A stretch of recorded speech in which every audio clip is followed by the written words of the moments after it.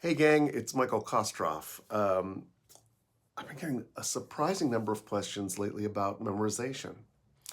Um, and I want to talk to you about some methods for memorizing because it seems a lot of you have challenges with that. But I want to start with the psychological part of this because I'm telling you, so many of the challenges that we face revert back to psychological issues. So, to me, there are a couple of things that tend to stand in the way of memorization.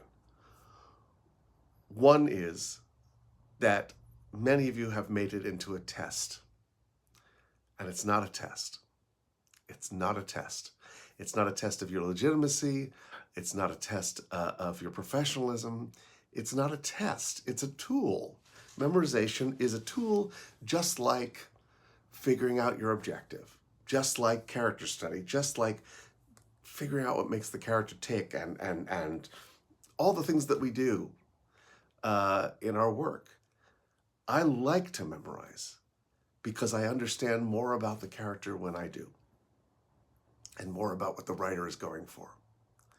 So I want you to just take that little box and put it on a different shelf. Just, I don't know what that is, but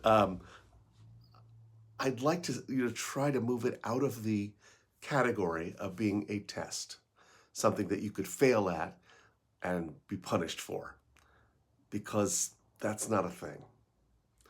I've asked so many casting directors, what happens if an actor blows a line on an audition? And they always look at me like I've asked them the strangest question. And they say, what do you mean? We don't care. Not at all? No, we're just looking for the right actor. No. The same is true on set. If you're working and you blow a line, people blow lines. Big stars blow lines. People blow their lines. Uh, it does not condemn you to to being the gate. They don't shut the gates and keep you out of show business for blowing a line. All kinds of things can go wrong during a take. The boom is in the shot. Nobody, and what a pro doesn't do is fall apart and apologize. I'm going way off topic, but I will get back to memorization techniques. I promise. Fall apart and apologize. You guys, I'm so sorry. I knew this morning. No, waste of time. Waste of time. Waste of time. I learned this watching Glenn Close.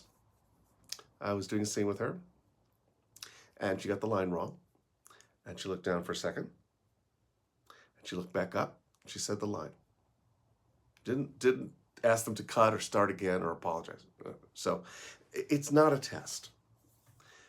The second thing is having just subscribed to the idea that it's daunting, that it's difficult, that it's overwhelming.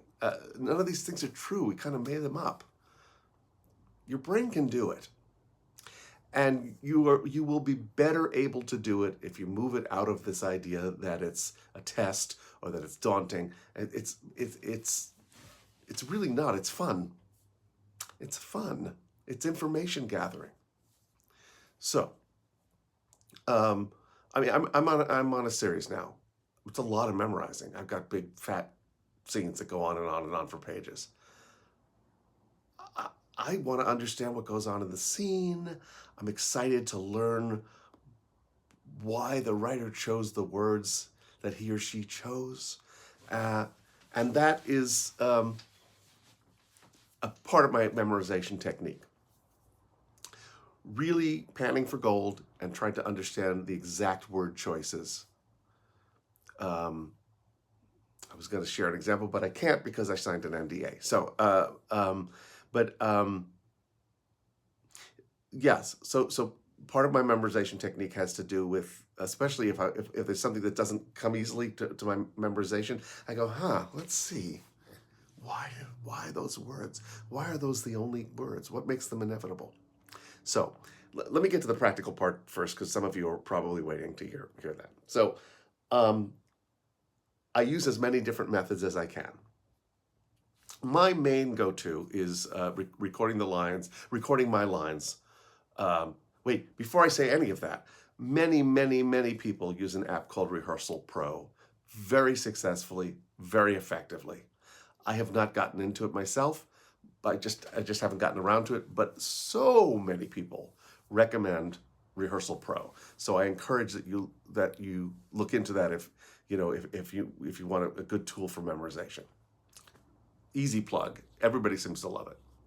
So what I will do is I will record my lines in bite-sized chunks, meaning chunks that I can easily repeat back to myself. And I'll take each of those chunks and I'll say them 3 times, leaving room for me to repeat them when I'm playing it back. So I'll say, "What are you doing here?" And I leave enough time for me to say back, "What are you doing here? What are you doing here? What are you doing here?" And I'll do that even on easy lines, even on lines that I think I know, just to overlearn. I want to overlearn my lines. So then when I play it back, I'm hearing the line, and then I say it back, and I hear the line, and then I say it back, and then I hear the line, and I say it back. And I'll do, a chunk would be a couple of sentences or, whatever. And then the last time through, I will say it very slowly, and so that when I play it back, I can speak along with it. Again, it's not some magic formula. I'm just telling you what I do. I like to write the lines out longhand. That is because I'm engaging a different part of my body. I'm using my hand, and that gets it into my brain a lot better. I will always ask a friend to help me. If it's a substantial scene, I ask a friend to come over and help me and test me on lines. And people are happy to do it. You'd be happy to do it for your friends, right?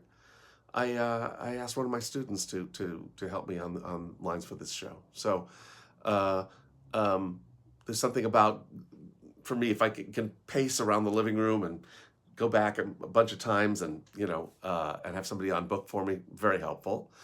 And the last one is that recording of me saying the lines 3 times, each line 3 times.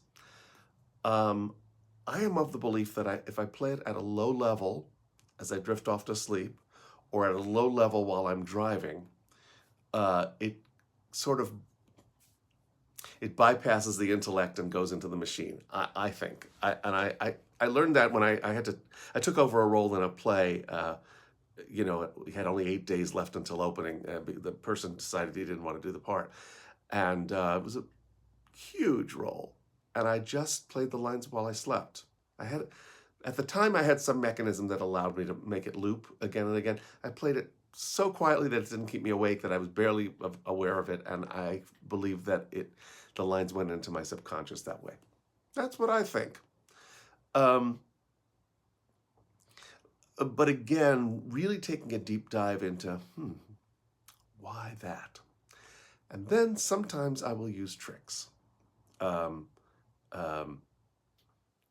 Words that sound like other words. I was doing a play recently, and this is my favorite of these. I was doing a play, and I had a line about, I was giving somebody advice, and the line is, and you'll be much easier to get along with. Much easier to get along with. And for some reason, because there were so many possible variations on that, I'd say, you'll be much nicer. People will like you more. You'll be a lot easier to get along with. You'll be a lot more pleasant.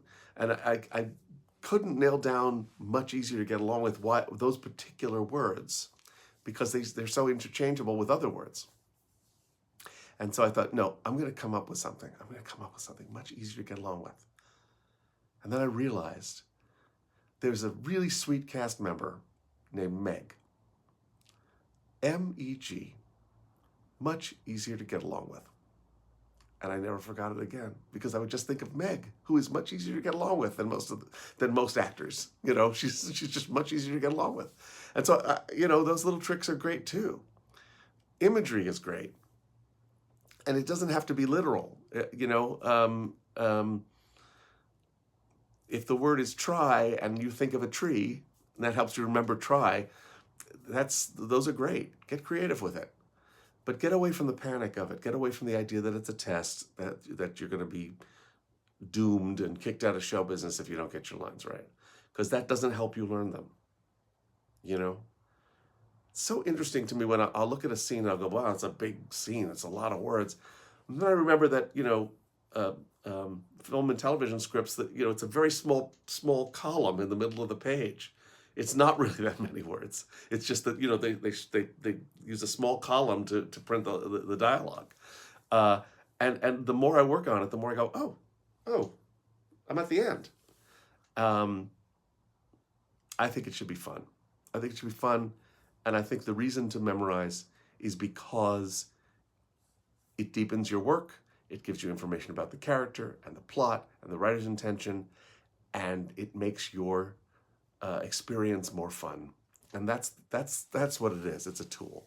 So let's see if we can recategorize how we think about that. Um, that's all. This is one of the longest videos I've done. Wow.